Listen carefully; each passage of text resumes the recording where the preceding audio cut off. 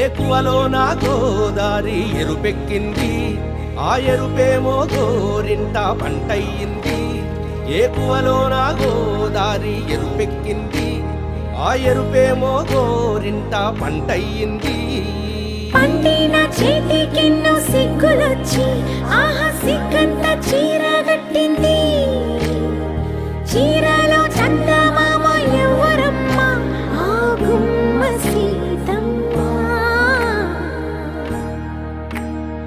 Seethamma